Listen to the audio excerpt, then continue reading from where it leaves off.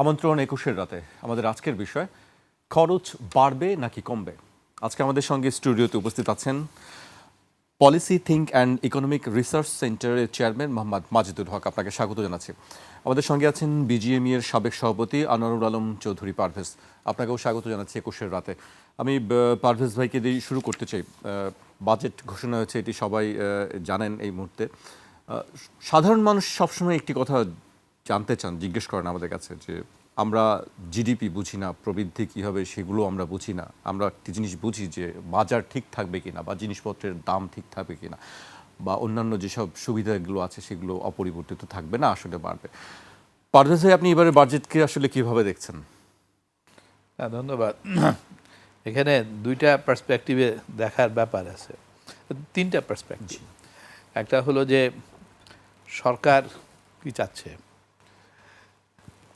সরকার চাচ্ছে যে তার জিডিপি গ্রোথটা হোক, সে চাচ্ছে তার ইনফ্লেশন কম হোক, ইনফ্লেশন যাতে তার 7%-এ 7.5%-এ আসে, সে সেটা চাচ্ছে। জিডিপি 6.5% সে চাচ্ছে এমপ্লয়মেন্ট ক্রিয়েট হোক এবং ইকোনমি একটা স্ট্যাবল জায়গায় আসুক। এটা হলো সরকারের চাওয়া। আর জনগণ কি চায়? ও চাচ্ছে কিন্তু ওর যাতে এই ইনফ্লেশন এত হাই না হয়, ও যাতে একটা স্বস্তি জায়গায় থাকতে পারে। ইনফ্লেশন 7.5 কেন, সে চাচ্ছে যে পারলে এটা ওয়াই নট 4 to 5%। ও চাচ্ছে চাকরি যাতে সে ঠিকমতো পায়, কারণ আনএমপ্লয়মেন্ট বাড়ছে, চাকরির সুযোগ সে দেখতে পাচ্ছে না। সে চাচ্ছে একটা এমন এক স্বস্তি পরিবেশ যেখানে সে সেফটি সিকিউরিটি সে এনশিওর করতে পারে। সে চাচ্ছে যে তার যে সন্তানেরা স্কুল কলেজে পড়তে চাচ্ছেন, তারা যাতে ঠিকমতো স্কুল কলেজে যেতে পারে এবং সেগুলির সাথে এফোর্ড করতে পারে, এবং সাথে সাথে হেলথ সিকিউরিটি যেটা আছে সেটাই সে কিন্তু চাচ্ছে। আবার অন দ্য আদার হ্যান্ড ব্যবসায়ী কী চায়?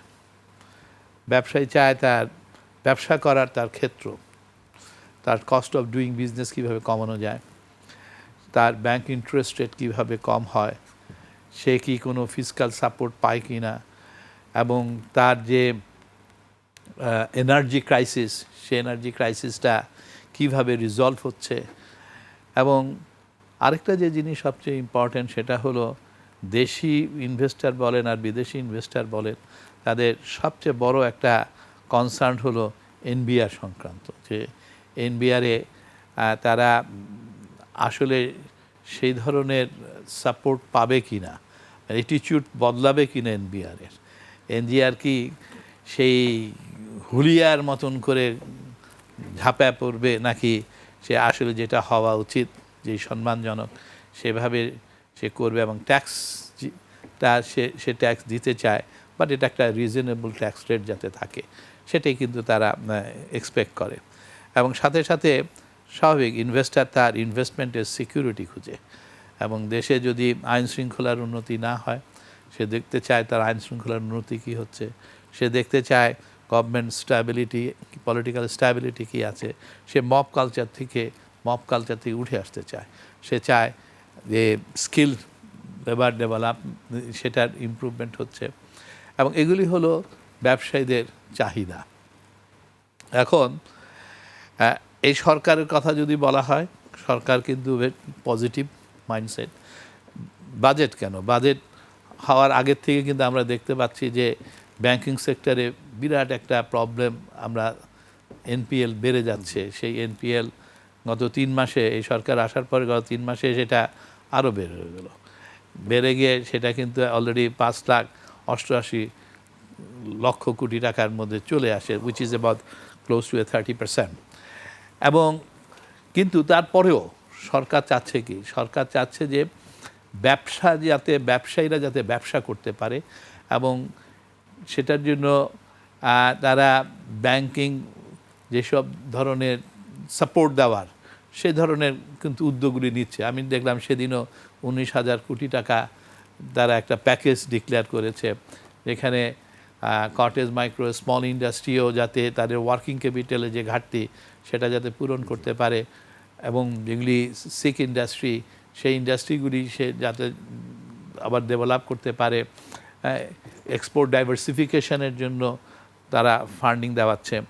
ইভেন 60,000 কোটি টাকারও কিন্তু একটা প্যাকেজ দেওয়া হয়েছে, যেই প্যাকেজের মধ্যে দেখা যাচ্ছে যে 2 বছর থেকে 5 বছর পর্যন্ত ইন্ডাস্ট্রি যেগুলি বন্ধ সেগুলি আবার কীভাবে রিভাইভ করা যায়, এই ধরনের যে উদ্যোগ, এই উদ্যোগগুলি কিন্তু সব পজিটিভ সাইন সরকারকে কিন্তু দেখা যাচ্ছে।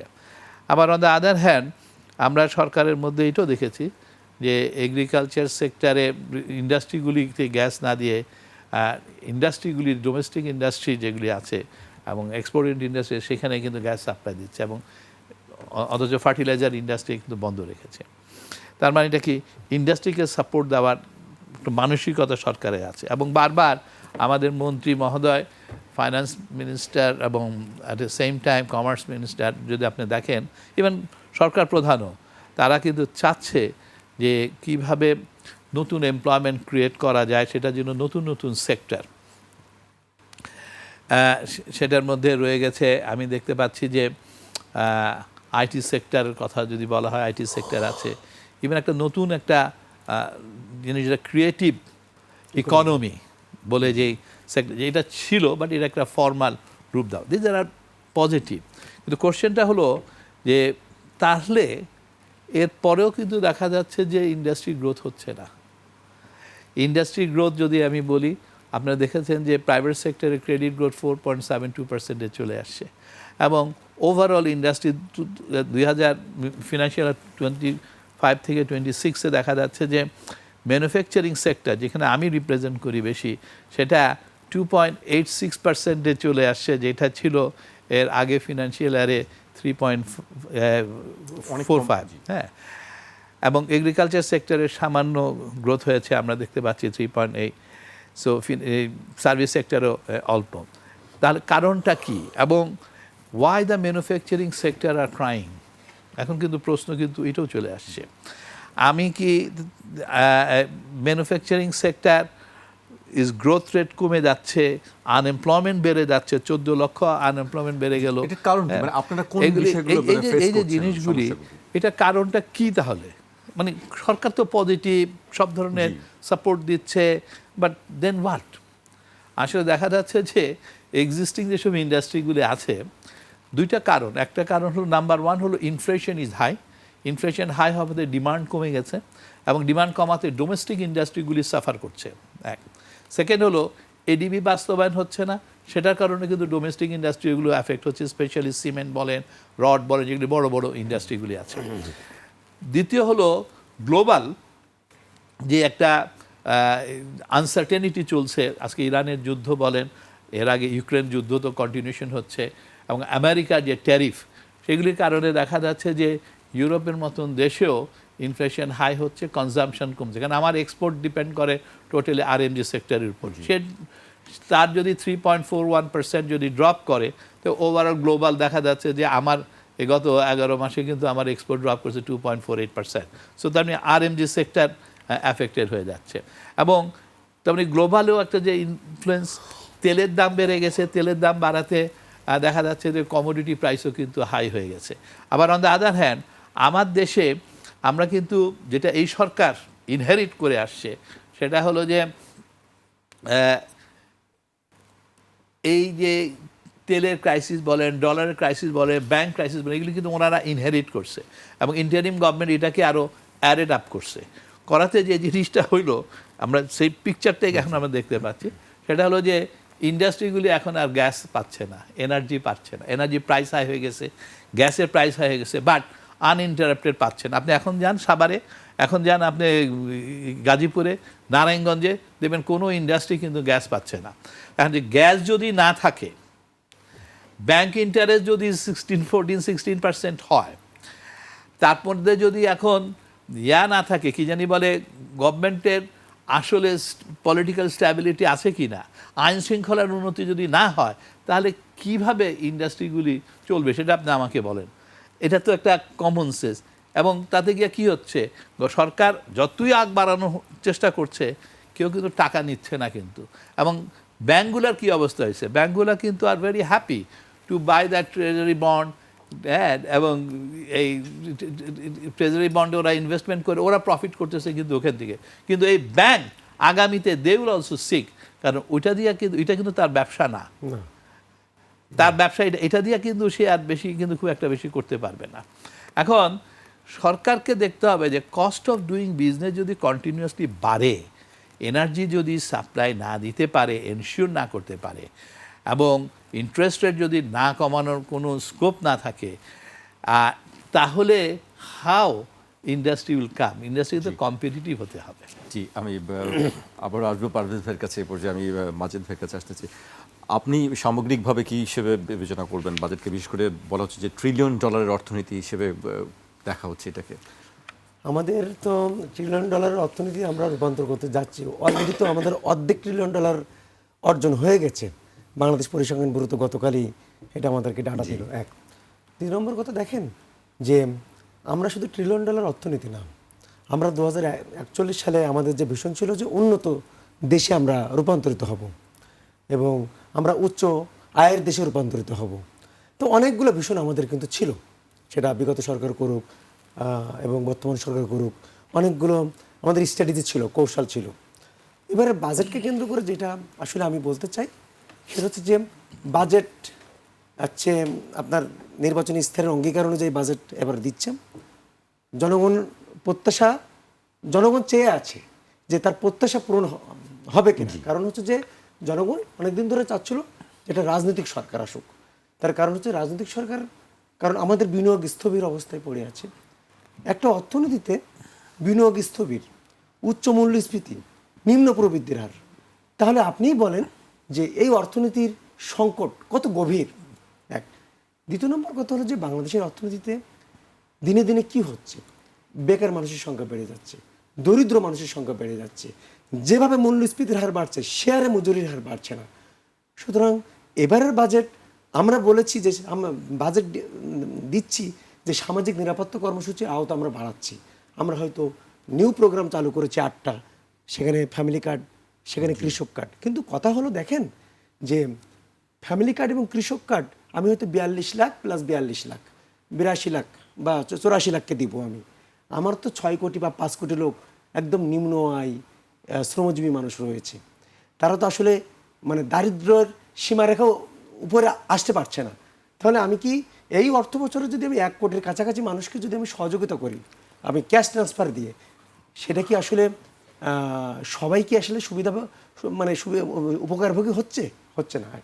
দ্বিতীয় নম্বর কথা হলো দেখেন যে একটা মানুষকে বর্তমান অর্থনৈতিক বাস্তবতায় বর্তমান যে উচ্চ মূল্যস্ফীতির চাপ রয়েছে, এই উচ্চ মূল্যস্ফীতির চাপের ভিতরে আমি যদি 3,500 টাকা দিই, তাহলে তো তার জীবনমান নিশ্চিত কিভাবে হবে যদি একটা ফ্যামিলিতে 3-4 জন থাকে। আমার কথা হলো দেখেন যে তাহলে কি আপনি কি আমি সাজেস্ট করতেছি যে বিষয়টা সেটা হচ্ছে যে হ্যাঁ, এটা গুড সাইড, প্রোগ্রাম থাকবে, সামাজিক নিরাপত্তা কর্মসূচি প্রোগ্রাম থাকবে, এক্সিস্টিং প্রোগ্রাম থাকবে। এটার পাশাপাশি আমাদেরকে বিনিয়োগের ব্যবস্থা করতে হবে, বিনিয়োগ আকর্ষণের ব্যবস্থা করতে হবে। সেটা দেশি উদ্যোক্তা হোক, দেশি ব্যবসায়ীদের পক্ষ থেকে হোক, বিদেশি বিনিয়োগ আকর্ষণ করা হোক। কারণ বিনিয়োগ বাড়লে আপনার এই খরচগুলো কিভাবে আসবে? আমি একটু যোগ করি আপনার কাছে। আপনি যে বলছেন যে সেফটি নেটের ক্ষেত্রে আরো বাড়ানো হচ্ছে, এই টাকাগুলো কোত্থেকে আসবে? দেখেন যে আমরা যখন এটাকে সরকার যখন এটা কর্মসূচি মানে প্রথম শুরু করলো, তখন তো একটা পাইলট প্রোগ্রাম যখন শুরু করলো তখন তো আনপ্ল্যান্ড ছিল, মানে অপরিকল্পিত ছিল। কারণ আপনার 2025-26 অর্থ বছরে তো এই পরিকল্পনা ছিল না, এটা হঠাৎ করে ব্যয় বাড়ানো হয়েছে। আমাদের বিষয়টা হলো যে আমরা হঠাৎ করে ব্যয় বাড়াচ্ছি, কিন্তু আমরা আয়ের খাত বাড়াচ্ছি। আমরা আয়ের খাত কোথায় আমাদের? তার কারণ হচ্ছে যে আমার 12,000 কোটি টাকা যাবে শুধু পরিচালন ব্যয়। আমি যদি 1 লাখ, আমি যদি যে কর্মসূচি আমি হাতে নিয়েছি যে ফ্যামিলি কার্ডের কর্মসূচি বাস্তবায়ন করার জন্য আমার 12,000 কোটি টাকা যাবে আমার পরিচালন ব্যয়। এক, দ্বিতীয় নম্বর কথা হলো যে আমার অর্থনীতি এখন ঋণ নির্ভর অর্থনীতিতে পরিণত হয়ে পড়েছে। আমার এবারের বাজেটে পরিচালন ব্যয় সব থেকে বড় অংশ যাবে ঋণের সুদ বাবদ ব্যয়তে। এবং আপনার যত বড় বড় প্রকল্পগুলো নেওয়া হয়েছে প্রত্যেকটা প্রকল্পর এখন ঋণ পরিশোধের সময় এসে গেছে। সুতরাং বাংলাদেশে যে হারে আপনার ঋণ বাড়ে, ঋণের প্রভাবও বাড়ে যেভাবে, সে হারে তো রাজস্ব আয় বাড়ে না। রাজস্ব আয় আমরা দেখছি আরো কমেছে। হ্যাঁ, দেখেন রাজস্ব আয় বাড়তেছে 4% হারে, ঋণের বৃদ্ধির হার বাড়তেছে 35% হারে। তাহলে যেখানে রাজস্ব আয়ের সাথে রাজস্ব প্রবাহের সাথে ঋণের প্রবৃদ্ধি এত ব্যবধান, তাহলে তো সামনের দিনে যদি আমি রাজস্ব আয় বাড়াতে না পারি, আমার ডোমেস্টিক ইকোনমিকে যদি আমি শক্তিশালী করতে না পারি, আমি প্রাইভেট সেক্টরের বিনিয়োগকে যদি আমি উৎসাহিত না করতে পারি, আমি এফডিআইকে যদি আকর্ষণ না করতে পারি, তাহলে আমার অর্থনীতি কীভাবে গতিশীলতা থাকবে? তাহলে কি আমার কি শ্রীলঙ্কার মতন অর্থনীতি পরিণত হব, যে কিছু প্রকল্প নিয়েছি, যে শ্রীলঙ্কা তো যে সেই হামবান্ডোটা প্রকল্প নিয়েছিল চীনের কাছ থেকে ঋণ নিয়ে, হামবান্ডোটা তো তার রিটার্ন দেয় নাই। তাহলে আমাদেরও তো কিছু প্রকল্প রয়েছে, সেই প্রকল্পগুলো থেকে আমরা রিটার্ন পাচ্ছি না। কর্ণফুলী টানেল থেকে আমরা রিটার্ন পাচ্ছি না। আমরা পদ্মা ব্রিজ করেছি, ঠিক আছে, পদ্মা ব্রিজের উপরে রেল লাইন করেছি না আমরা? রেল লাইন প্রকল্প কি শুধু 600 মানুষকে একটা ট্রেন নিয়ে যাবে, নিয়ে আসবে, এটার জন্য কি রেল লাইন প্রকল্প? না। আপনার এই রেল লাইন প্রকল্প কখন রিটার্ন দিবে, ইকোনমিক রিটার্ন কখন দিবে এই প্রকল্প থেকে? যখন আমরা রিজনাল কানেক্টিভিটিতে আপনি যখন ভারত নেপাল ভুটান যখন তারা ট্রানজিট এই বাংলাদেশের উপর যখন ট্রানজিট সুবিধা হবে, ট্রান্স এশিয়ান রেলওয়ে নেটওয়ার্কের সাথে যখন যুক্ত হয়ে বাণিজ্য চলবে, তখন এই পদ্মা ব্রিজের উপর যে আপনি রেল লাইন করেছেন আজকে ঋণ নিয়ে, এই রেল লাইন তখন আপনাকে ইকোনমিক রিটার্ন দেবে। সুতরাং আমার কাছে মনে হচ্ছে যে আমরা বাজেট করছি, আমরা এডিপি বাস্তবায়ন করার জন্য আমরা খুব আগ্রহ, কিন্তু প্রকল্প যাচাই বাছাই নিয়ে কিন্তু আমাদের অনেক প্রশ্ন রয়ে গেছে। কারণ অনেক জায়গায় ব্রিজ হয়েছে, রাস্তা নেই, তাই না? সুতরাং অনেক জায়গায় ট্রেন স্টেশন হয়েছে, ট্রেন দাঁড়াচ্ছে না। তাহলে আমাদের যে এমপিদের যে ইচ্ছাপূরণ প্রকল্প ছিল, সেই ইচ্ছাপূরণ প্রকল্প নানাভাবে কিন্তু সমালোচিত হয়েছে বিগত অর্থ বছরগুলোতে। আমরা চাই না এবার অপব্যয় আর হোক, কারণ অর্থনীতির যে বাস্তবতা, সরকার যেভাবে ধার করে চলছে, সরকার বলছে আমি বিদেশি ঋণ নেব, ঠিক আছে, আমি ব্যাংকিং খাত থেকে কম ঋণ নেব না। বাস্তবতাটা সরকার এটা আমার কাছে মনে হচ্ছে যে এটা ব্যর্থ হবে, কারণ সরকার ব্যাংকের দিকে ঝুঁকবে। ব্যাংকের দিকে ঝুঁকলে পারস ভাইদের বিনিয়োগের, পারস ভাইকে যে ফান্ড লাগবে, সেই ফান্ড কোথা থেকে পাবে? এবং পারস ভাই একটা কথা বললো, ব্যাংক কিন্তু আপনার ট্রেজারি ম্যানেজমেন্ট করার জন্য ব্যাংক আসে নাই। হ্যাঁ, সে শর্ট টাইমে একটা ব্যাংকে সাপোর্ট দিতে পারে, একদিনের জন্য সাপোর্ট দিতে পারে, কিন্তু ব্যাংকের আসল কাজ অর্থনীতিকে চাঙ্গা করা, অর্থনীতিকে গতিশীল করা। বাংলাদেশ ব্যাংকের লাইসেন্স ব্যাংক যখন নেয় তখন অনেক অঙ্গীকার করেছে, কিন্তু সেই অঙ্গীকার থেকে ব্যাংকগুলো এখন বের হয়ে যেটা করছে সেটা ট্রেজারি ম্যানেজমেন্টে তারা বিজনেস করছে। বাংলাদেশের ব্যাংকিং খাতকে যদি আপনি ঠিক করতে না পারেন, আপনি যত অর্থনৈতিক লক্ষ্য নিচ্ছেন, জনগণকে কল্যাণ করবেন, এই লক্ষ্যগুলো ব্যর্থ হবে। কারণ আপনার বাংলাদেশের ব্যাংকিং খাতে খেলাপি ঋণে বিশ্বের ভিতরে এখন চতুর্থ। বাংলাদেশের অর্ধেক নতুন ব্যাংক হচ্ছে যে আপনার ক্যাপিটাল শর্টফলে রয়েছে, ব্যাংকগুলো এখন বিনিয়োগ করতে পারছে না। বাংলাদেশের ব্যাংকগুলো, আপনি যে ব্যাংকগুলো ক্যাপিটাল শর্টফলে রয়েছে, সেই ব্যাংকগুলো আপনি ট্যাক্স পেয়ারদের মানি দিয়ে, পারস ভাইরা যে ট্যাক্স দিচ্ছে সেই টাকা দিয়ে ওই ব্যাংকগুলো ক্যাপিটাল সরবরাহ করছেন, বিদেশ থেকে ঋণ নিয়ে ওই ব্যাংকগুলোকে ক্যাপিটাল দিচ্ছেন, তাহলে অর্থনীতি হাউ টু সার্ভাইভ? আমি তো এটা আমার মাথায় আসতেছে না। সুতরাং আমার কাছে মনে হচ্ছে যে পারস ভাই অনেক কিছু বলেছে, আমার কাছে মনে হচ্ছে যে আপনাকে একটা সমন্বিত উদ্যোগ দরকার। আপনি শুধু এক খাতকে ফোকাস করবেন না, আপনাকে রিজনাল কানেক্টিভিটি থাকতে হবে, আপনাকে ব্যাংকিং বিজনেস থাকতে হবে, ব্যাংকগুলোকে সুশাসন থাকতে হবে, ব্যাংকের ভিতরে অর্থনীতিকে চাঙ্গা করার জন্য কর জিডিপি অনুপাত বাড়াতে হবে। আজকে ভুটানের মতন দেশ কর জিডিপি অনুপাত 26%, আপনার দেশে 7%। কেন? ভুটানে কি সমুদ্র বন্দর আছে? নাই তো। আজকে আমি মোংলা এবং চট্টগ্রাম সমুদ্র বন্দর, যেটা আমার সোনার হরিণ, সেই সোনার হরিণকে আমি কেন ব্যবহার করতে পারছি না? সুতরাং আমাদের ব্যর্থতা অনেক রয়েছে। আমরা আসলে এবারের বাজেট যে আমরা প্রত্যাশা করছি যে জনগণকে আমরা স্বস্তি দিব, অর্থনৈতিক স্বস্তি আসবে, কিন্তু আমি বর্তমান বাস্তবতায় জ্বালানি তেলের দাম 1 মাসে 2বার বাড়ানো হয়েছে, বিদ্যুতের দাম বাড়ানো হয়েছে, শিল্প উৎপাদন খরচ বেড়ে যাচ্ছে, আপনার জ্বালানি নিরাপত্তা নেই, জ্বালানি নিশ্চয়তা নেই, আমরা আমদানি নির্ভর হয়ে পড়েছি, আমরা গ্যাস খনন করতে পারছি না, সব কিছু আমাদের আমদানি করতে হচ্ছে। সুতরাং আমাদের তো ডলারও দরকার, ফরেন এক্সচেঞ্জ রিজার্ভও তো দরকার, কিন্তু আমাদের রপ্তানি দিনে দিনে কমে যাচ্ছে, বৈদেশিক শ্রমবাজার সংকুচিত হয়ে যাচ্ছে। না, হাউ টু সার্ভাইভ? পারভেজ ভাইয়ের কাছে আসতে চাই। আপনারা দুজনেই যেভাবে বলছিলেন, আসলে বাড়বে না কমবে, এদিকে হয়তো দর্শক একটু চিন্তা করছে যে আসলে খরচ হয়তো বাড়বে। How to survive? দেখেন, বাড়ার পেছনে কিন্তু অনেকগুলা কারণ আছে। একটু ভেরি কেয়ারফুলি যদি আপনি খেয়াল করেন যে আমরা রেভিনিউ কালেকশন 3,29,000 কোটি করছি কিন্তু গত 10 মাসে। এখন আমরা ধরে নিলাম যে এটা অ্যানাদার 1 লক্ষ কোটি এই 2 মাসে আসবে, তার মানে কত? 4,29,000, রাফলি 4,25,000 কোটি টাকা ধরেন আপনি রেভিনিউ কালেকশন হলো ফিনান্সিয়াল ইয়ার 2025-26। আপনি এখন টার্গেট করছেন কিন্তু 6,04,000 কোটি টাকা, তার মানে which is about 42%। Do you think it is possible? আচ্ছা, আমার তো ক্রেডিট গ্রোথ তো হচ্ছে না, আপনি যেখান থেকে ব্যবসার থেকে তো আপনাকে কালেকশনটা করতে হবে। আচ্ছা, তার মানে এটা হলো আমরা কিন্তু একটা বিরাট বিপদের মধ্যে কিন্তু পড়ে যাচ্ছি। এখন গভর্নমেন্ট ধরে নিচ্ছে 6,95,000 কোটি টাকা সে ডোমেস্টিক রেভিনিউ কালেকশন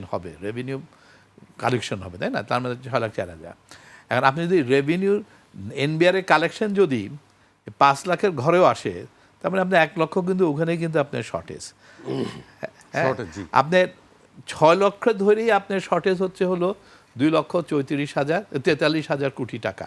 তার মধ্যে 1,12,000 কোটি টাকা আপনি নিতে চাচ্ছেন ব্যাংকের থেকে, এবং অন্যান্য খান থেকে আপনি বাদ বাকি 15,000 নিতে চাচ্ছেন, এবং বাইরের থেকে আপনি 1,19,000-এর মতন ফান্ড নিতে চাচ্ছেন বিদেশ থেকে। আপনি কি মনে করেন বিদেশের টাকাগুলি এইভাবে চলে আসবে? কারণ আমাদের কিন্তু সে ট্র্যাক রেকর্ড কিন্তু এখনও বলতে পারছে না। কিন্তু অন দ্য আদার হ্যান্ড 6 লাখও যদি আমি না করতে পারি, তাহলে আমার অবস্থাটা কি দাঁড়াবে? তাহলে আমার কি অন্য সাইটগুলো কি আমার দেখার ব্যাপার আছে না? কারণ এটা যদি না করি তাহলে কি হবে? আবার কিন্তু গভর্নমেন্টকে টাকা ছাপাইতে হবে, কারণ ব্যাংকের তো একটা মিনিমাম লিমিট আছে। আর যদি টাকা ছাপায়, ইনফ্লেশন কি আপনি মনে করেন এখন যে 9.7-এ আসছে এটা আরো ধরে রাখতে high পারবে? হয়ে যাবে। It will go up. তার মানে জনগণের উপর আবার কিন্তু প্রেশারটা কিন্তু আসবে। তাহলে আমরা কি উত্তরণের কোনো কিছু টুকটাক জিনিসগুলি দেখতে পাচ্ছি? আমরা কিন্তু বলতেছি নতুন নতুন ক্ষেত্র আসবে, ডিজিটাল আইটি সলিউশন আসবে, ফ্রিল্যান্সার আসবে, ওদেরকে আমরা সাপোর্ট দিব। হ্যাঁ, কিন্তু আগে তো ক্ষেত্র থাকতে হবে, তাকে মানুষ ফিল করতে হবে তো যেখানে মার্কেট ইজ দেয়ার, তাকে ইনকাম করতে হবে, তাই না? তো এগুলি যদি না হয় তাহলে তো কেউ আসবে না। এখন দেখেন, আমি মাঝে মাঝে খেয়াল করে দেখি যে এই যে আমাদের যে কর্পোরেশনগুলি আছে, আপনি আসেন না, Bangladesh jute mill corporation, Bangladesh food and beverage, shipping, ওসব জায়গায় কিন্তু আমরা সাবসিডি দিতেছি 80 থেকে 82,000 কোটি টাকা বছরের পর বছর। হ্যাঁ, তা আমরা কি ওটা নিয়ে কি ওয়ার্কআউট করছি? আমরা তো এই টাকাটা কিভাবে সেভ করা যায়, আমাকে কিন্তু কিছু সাবসিডি, ফিনান্সিয়াল সাপোর্ট কিন্তু দিতেই হবে। আপনি আরএমজি, আপনি যদি এর পরিমাণ কম্পিটিটিভ এনার্জি যদি না দিতে পারেন, হ্যাঁ, আপনার যদি ইনভেস্টমেন্ট কস্ট অনেক হাই হয়, তাহলে এগুলোকে কম্পিটিটিভ করতে গেলেও আপনাকে কিন্তু কিছু ফিনান্সিয়াল সাপোর্ট যদি না দেন, তাহলে কিন্তু ফিসকাল সাপোর্ট যদি না দেন, তাহলে এগুলো সারভাইভ করবে না। এখন আপনি সেটা নিয়ে কোনো কাজ করেন নাই, করতেছেন না, আমি এরকম কোনো দেখতেছি না কিন্তু কাউকে। আমি দেখতে পাচ্ছি না যে আচ্ছা আমাদের যে গভর্নমেন্ট অ্যাডমিনিস্ট্রেটিভ যে স্যালারি, সেটা কিন্তু বেড়ে গেছে, সেটা বেড়ে কিন্তু 1,90,000 হবে একটা সময়, এবং সেটা 30% এখন দিতে যাচ্ছে। তাতে গিয়েও কিন্তু দেখা যাচ্ছে যে 35,000 কোটি টাকা এই বছর বাড়তেছে। আচ্ছা, আমি কি ওখানে কোনো কাজ করছি যে আমরা ওই জায়গায় কিভাবে ভবিষ্যতে কমানো যায়? আমি কিন্তু সেখানে কিন্তু কাজ করছি না কিন্তু।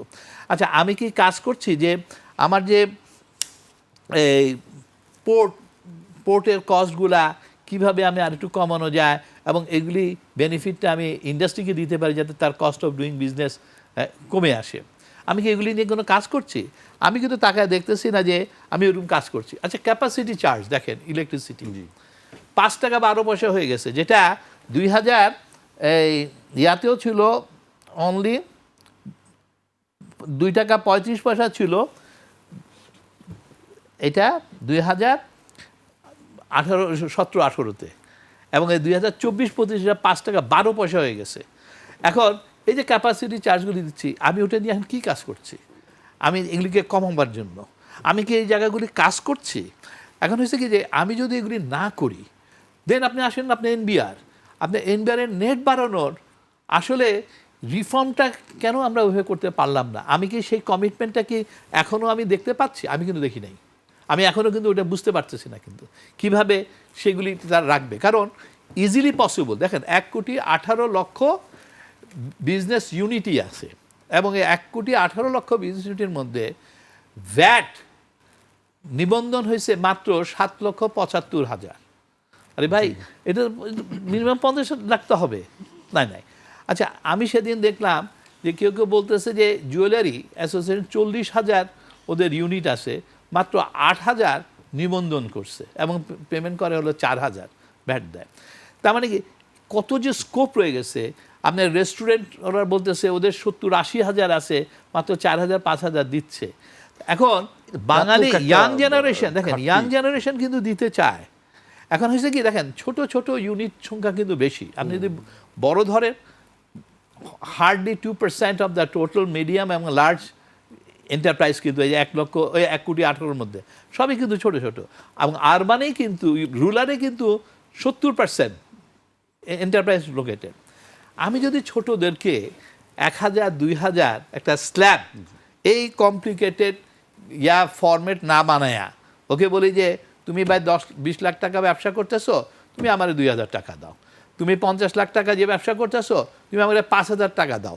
তুমি আমাকে ট্যাক্স দাও, আর তোমার জাস্ট নর্মাল একটা দিয়ে দাও, তোমাকে আমি কনসিডার করি। দেখবেন কালেকশন হইতে থাকবে, যেটা ইন্ডিয়া করছে। ইন্ডিয়া কিন্তু ছোটদের কটেজ মল যেগুলি ওদের কিন্তু ফিক্সড করে দিছে, হ্যাঁ, এবং যে কারণে ওদের নেট বেড়ে গেছে, অমুক বেড়ে গেছে।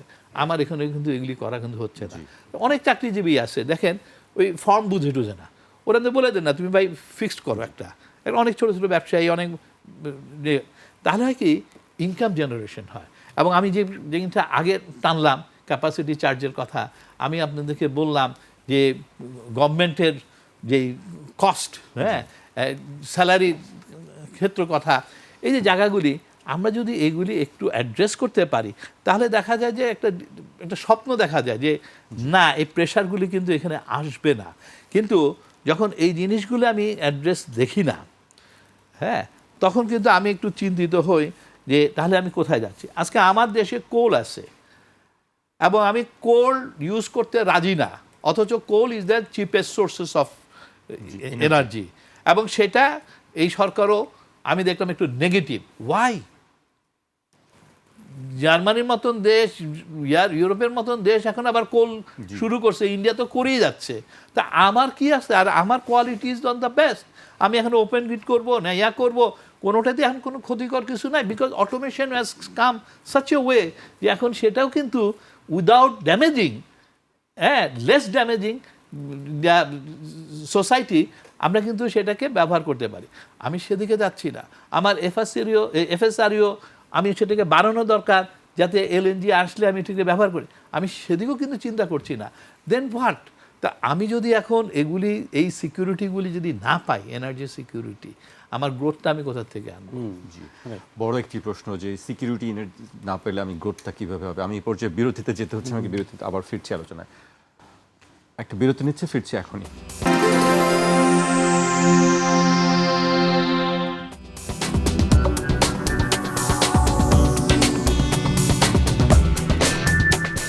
বিরতির পর আবারও স্বাগত। আপনারা দেখছেন 21 রাত।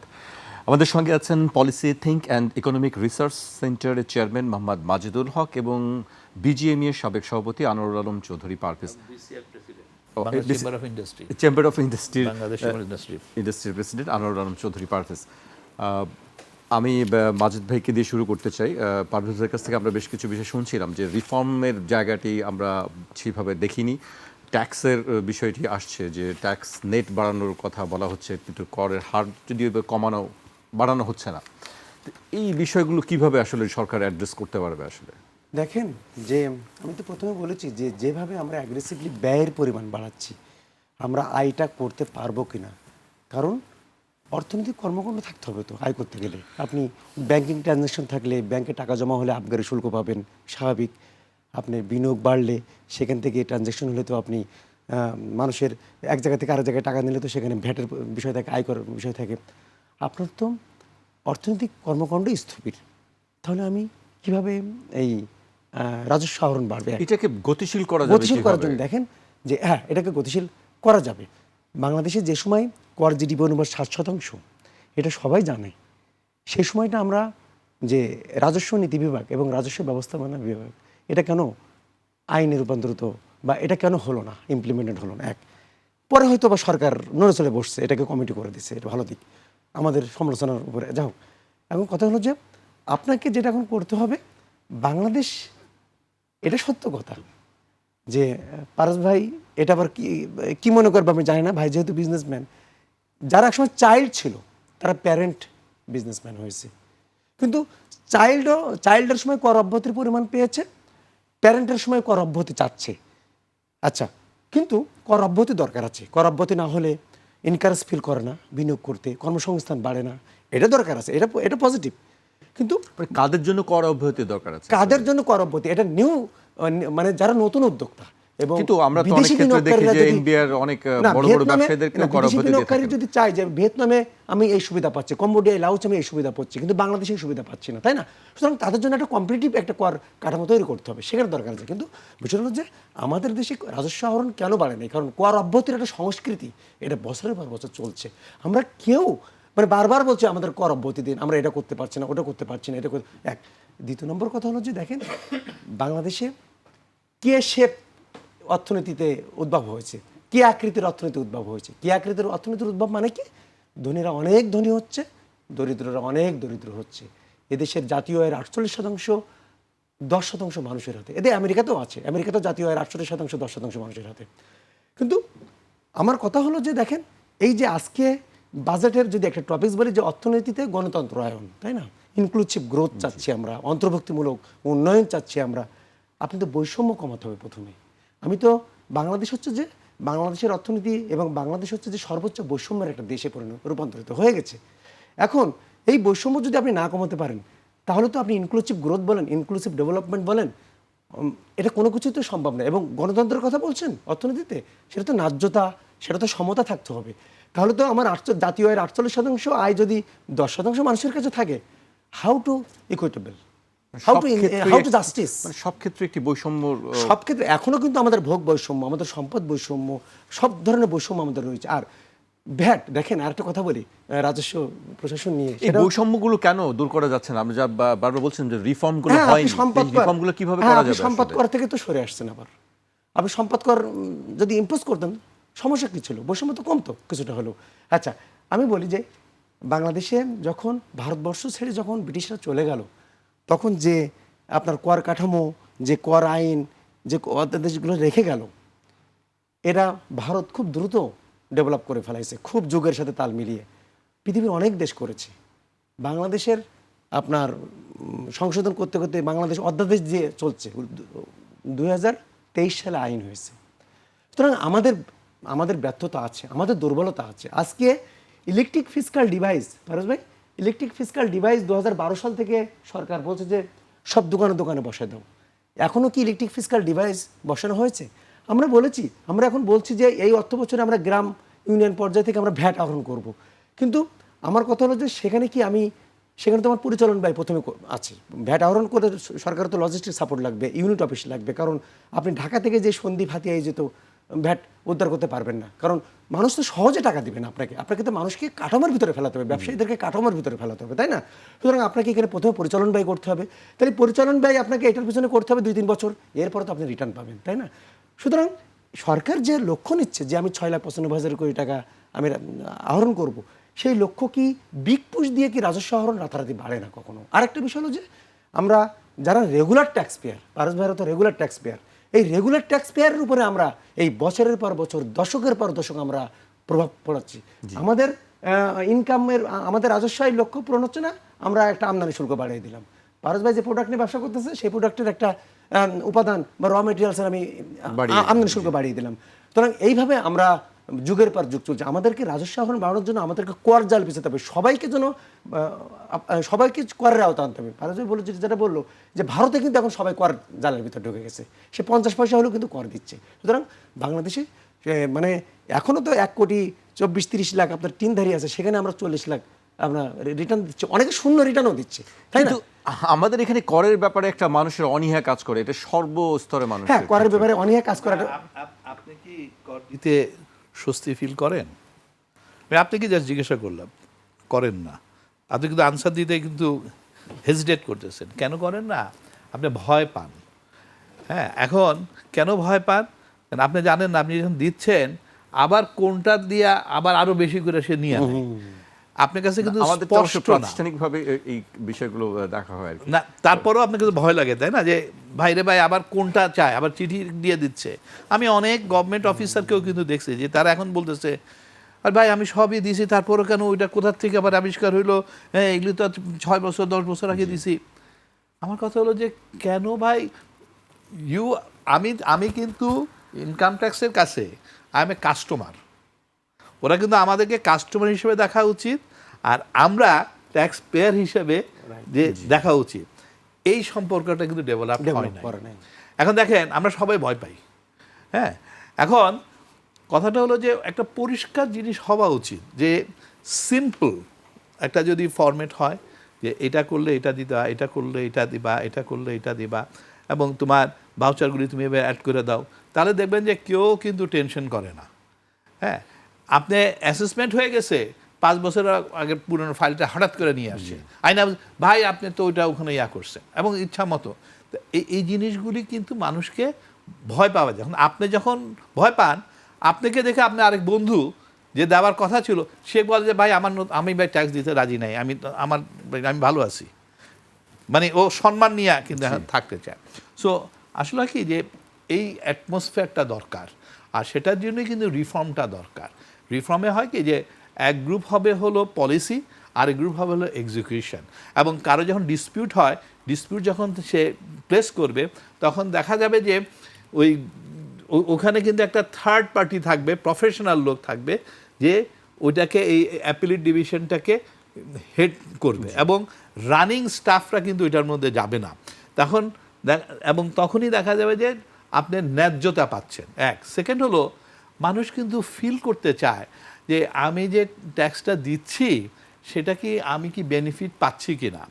দেখেন আমাদের বাবাদের সময় দেখা যেত গভর্নমেন্ট স্কুল ছিল বেস্ট স্কুল, এখন কিন্তু গভর্নমেন্ট স্কুলে কিন্তু বেস্ট স্কুল না, প্রতিযোগিতা ছিল গভর্নমেন্ট স্কুলে পড়ার জন্য, তাই না? কলেজগুলি ছিল, হসপিটাল ছিল বেস্ট, এখন কিন্তু সেগুলি নাই। আপনি দেখেন না এখন যে আমরা ট্রান্সপোর্টেশন, এবার আপনি দেখবেন বাজেটে অনেক কিন্তু কিছু কিছু জায়গায় আপনি প্রশ্ন করছেন যে ইয়া কি বাড়ায় দিল কিনা, সিসি অনুযায়ী রোড ট্যাক্স বাড়ায় দিল, ওটা বাড়ায় দিল কিনা। তা দেখেন এগুলো বাড়াচ্ছে, ওরা নো ওয়ান ইজ কনসার্ন। মানুষ কিন্তু কনসার্ন হতে চায় আমার কেন গাড়ি লাগবে ভাই, আমি কেন পাবলিক ট্রান্সপোর্টটা পাবো না। আজকে পাবলিক ট্রান্সপোর্ট থাকলে, আজকে সেফটি সিকিউরিটি থাকলে, বাচ্চারা বউরা বাসে করে যাওয়া আসা করতে পারবে, মানুষের কিন্তু তাহলে এই তাদের রেগুলার যে লিভিং কস্ট সেটা কিন্তু কমে আসতো। আজকে যদি গভর্নমেন্ট স্কুল কলেজগুলোর স্ট্যান্ডার্ড থাকতো, তাহলে আজকে বাচ্চাদের পড়াশোনার খরচ কমে যেত। আজকে হসপিটালে যদি সার্ভিসগুলি থাকতো গভর্নমেন্ট, তাহলে কিন্তু আজকে ওই এভার কেয়ারে গিয়া লক্ষ টাকা দিতে হতো না। সুশাসনটাই কিন্তু আসলে that's what I say, that is a commitment of the government, how you want. এবং মানুষ কিন্তু ওইটাই দেখতে চায় যে আসলে কি তার লিভিং কস্টটা রিজনেবল আছে কিনা, বা যেতে চাচ্ছে কিনা। এবং সেটা যদি না হয় তাহলে মানুষের মধ্যে হাহাকার। আপনি দেখেন, আপনি একটা খুব আশ্চর্য হবেন যে আমি সেদিন খেয়াল করে দেখি যে প্রাইমারি স্কুল এডুকেশন অ্যাটেন্ডেন্স হলো 84%, এবং ক্লাস 6 থেকে 8 ক্লাস সেখানে অ্যাটেন্ডেন্স হলো 59%, এবং কোর্স কমপ্লিট করে অনলি আউট অফ 59 69%। ক্লাস 9 এবং 10 অ্যাটেন্ডেন্স হলো 50.8%, আর কমপ্লিট করে 43.9%। এটা recent figure. What it indicates, আমাদের ছেলেপেলে কিন্তু এখন আর পড়াশোনার দিকে যাচ্ছে না। আজকাল কিন্তু ছেলেদের সঙ্গে, যে অনেকে আমাকে প্রশ্ন করে, আচ্ছা গার্মেন্টস সেক্টরে মহিলার সংখ্যা কেন কমে যাচ্ছে, আমি বলছি আপনার খবর নিয়ে দেখেন যে মেয়েরা কিন্তু পড়াশোনা করতেছে, মেয়েরা কিন্তু ম্যাট্রিক পাস করছে, ইন্টারমিডিয়েট পাস করে ডিগ্রি পাস করতেছে, ছেলেরা কিন্তু বেশি পড়তেছে না। ছেলেরা কিন্তু ক্লাস 8, 9, 10 থেকে কিন্তু ড্রপ আউট হয়ে যাচ্ছে, টেকনিক্যাল কোর্সেসগুলো কিন্তু তারা করতেছে না, তারা তখন থেকে কিন্তু চাকরি করতেছে। এখন যে মেয়ে ইন্টারমিডিয়েট পাস, সে কিন্তু গার্মেন্টসের ওয়ার্কার হবে না, সে সুপারভাইজার হইতে চায় না। হ্যাঁ, সুতরাং এই জন্য আস্তে আস্তে ওটা কমতেছে। গার্মেন্টস আমরা অটোমেশনও একটা factor, but this is also one of the factor. এই যে প্রজন্ম যে এই জিনিসটা যে দেখতেছি, ইটস এ ডেঞ্জারাস জিনিস। এবং আমি তো আরও জিনিস দেখতে চাই যে আজকে ইউনিভার্সিটিগুলিতে এই যে কেয়ারটেকার গভর্নমেন্টের সময় আমার যে ক্ষতিটা হয়ে গেছে, যে আজকে যে বাচ্চাগুলা আজকে এই বিপ্লবটা ঘটালো এই চাকরির জন্য, আজকে তাদেরকেও আমরা কিন্তু ভবিষ্যৎ অন্ধকার করে দিয়েছি। আজকে এখন ইউনিভার্সিটির শিক্ষকরা ভয় পায় ক্লাস নিতে। কেন ভাই? আজকে কলেজের শিক্ষক ভয় পায় ক্লাস নিতে এবং কাউকে কিছু বলতে, মব ঢুকে গেছে। ভাই, এগুলি যদি ডেভেলপ না করতে পারে তাহলে মানুষের মধ্যে স্বস্তি হবে না, ইনভেস্টমেন্ট হবে না। মানে সেই সুশাসনের জায়গায় আসতে হবে। Is a very very important. দেখেন, অপরচুনিটি কিন্তু হিউজ বাংলাদেশে। যে আবার যদি বলি 180 মিলিয়ন পিপল, মানে 18 কোটি, it's a big market with the 8th biggest population in the world. এবং পারচেজিং পাওয়ার থেকে সবচেয়ে ইম্পর্টেন্ট হলো we are spender, we are not a saver. এবং এটার জন্য এই দেশে সবাই কিন্তু ইনভেস্টমেন্ট করতে চায়, কিন্তু আপনি যদি সুশাসন না দেন হবে না। আমি স্টাডি করে দেখলাম যে এই যে যেমন আইসিটি এবং ডিজিটাল, এই সরকার কিন্তু সেদিকে কিন্তু নজর দিচ্ছে কিন্তু অনেক, এবং এই জায়গাগুলো আপনি ইজিলি কিন্তু ইউএসএ, সিঙ্গাপুর এসব পার্টনার নিয়ে আসতে পারেন, ওরা কিন্তু interested, but they wanted to see. Pharmaceutical industry, API একটা সুযোগ রয়ে গেছে, general health care supply chain রয়ে গেছে, লাইট ইঞ্জিনিয়ারিং, আমি বারবার বলতেছি যেটা হলো আরেকটা এরিয়া যেখানে আপনি এমপ্লয়মেন্ট ক্রিয়েট করতে পারেন, এবং সেটা হলো ইন্ডাস্ট্রিয়াল কম্পোনেন্ট আছে, অটোমোবাইল পার্টস আছে, এগ্রিকালচার মেশিনারি আছে। আপনি দেখেন agro processing and food industry এবং হালাল গুডসের ব্যাপার আছে, প্রসেস ফুডস আছে। বাংলাদেশে কিন্তু opportunity is there. Then green manufacturing, renewable energy রয়ে গেছে। কোশ্চেনটা হলো everybody would like to do, এবং এটা ওনার সাথে আমি একটু দ্বিমত করি, হ্যাঁ, যে আমার দেশে কী পরিমাণ রিচ আর কী পরিমাণ রোর, এটার থেকে সবচেয়ে ইম্পর্টেন্ট হলো আমাকে ব্যালেন্স করতে গেলে আমার এমপ্লয়মেন্ট ক্রিয়েট করতে হবে। সবাই কিন্তু এন্টারপ্রেনার হইতে পারবে না, এবং সবাই কিন্তু তার ওই যে চাইলেই ধাম করে কিন্তু লক্ষ কোটি টাকার করতে পারবে না কিন্তু। এবং সেই জন্য দরকার হয় হলো যে জব যাতে ক্রিয়েট হয়, মানুষ ইকোনমি যখন স্ট্যাবল থাকে অটোমেটিক্যালি ব্যালেন্স কিন্তু হয়ে যায়। এবং ইকোনমি যদি স্ট্যাবল না হয় এবং আপনি যদি চাকরি যদি না দিতে পারেন, আপনি যদি এমপ্লয়মেন্ট ক্রিয়েট না করতে পারেন, কারণ আমার মতন দেশে employment is the very important issue. যে কারণে আমি বারবার বলতেছি যে দেখেন, আমি ম্যানুফ্যাকচারিং সেক্টরকে রিপ্রেজেন্ট করি। আমি ম্যানুফ্যাকচারিং সেক্টর দেখতে দেখতে এখন দেখি যে আমার নামতে 91% হয়ে গেছে সার্ভিস সেক্টর, এবং ম্যানুফ্যাকচারিং সেক্টর হয়ে গেছে only 8.79%, which is a dangerous signal for the nation. Decline. এবং কেউ যদি মনে করে এফডিআই আসবে, সে ভুল করবে।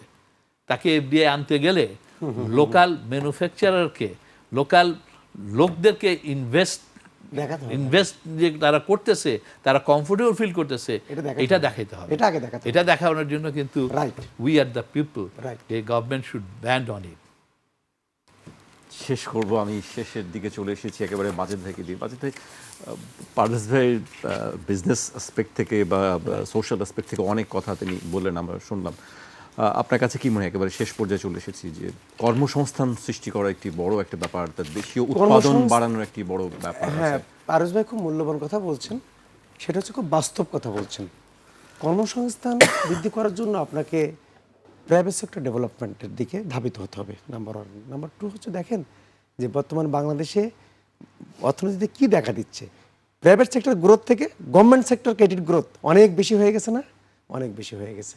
এটা আনএক্সপেক্টেড একটা অর্থনীতির জন্য। একটা অর্থনীতিতে যদি গভর্নমেন্ট সেক্টর ক্রেডিট গ্রোথ থেকে যদি প্রাইভেট সেক্টর ক্রেডিট গ্রোথ না হয়, তাহলে বিনিয়োগ বলেন, কর্মসংস্থান বলেন, দারিদ্র বিমোচন বলেন, বেকারত্ব দূরীকরণ বলেন, কিছুই হবে না।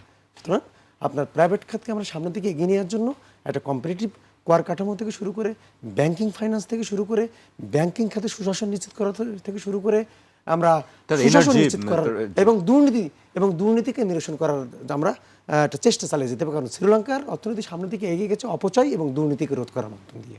জি, আপনাদেরকেও অনেক ধন্যবাদ আমাদেরকে সময় দেওয়ার জন্য। আজ এখানেই শেষ করছি, আবার দেখা হবে রোববার ঠিক রাত 12টায়।